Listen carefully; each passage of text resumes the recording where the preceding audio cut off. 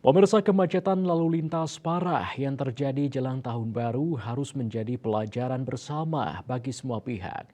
Jangan sampai hal ini terulang kembali di masa depan karena berdampak negatif terhadap industri pariwisata. Baru di Bali membuat wisatawan dan masyarakat lokal terganggu.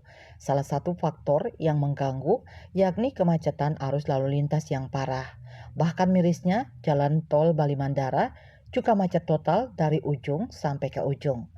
Hal ini membuat sejumlah wisatawan yang menuju Bandara Ngurah Rai harus berjalan kaki untuk mengejar ketinggalan pesawat. Tak hanya di sekitar bandara dan jalan tol, kemacetan juga terjadi di sejumlah titik.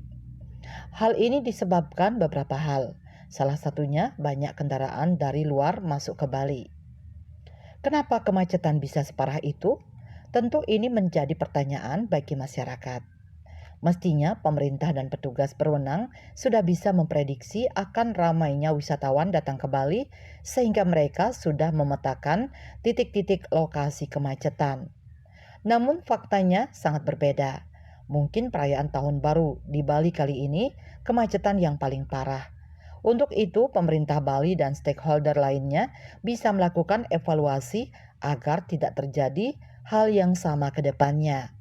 Dan kemacetan parah tersebut bisa dibilang bahwa pemetaan rekayasa arus lalu lintas yang dilakukan petugas berwenang gagal. Itu beberapa komentar netizen yang terlihat di akun Facebook @balipost. Bali Post melaporkan.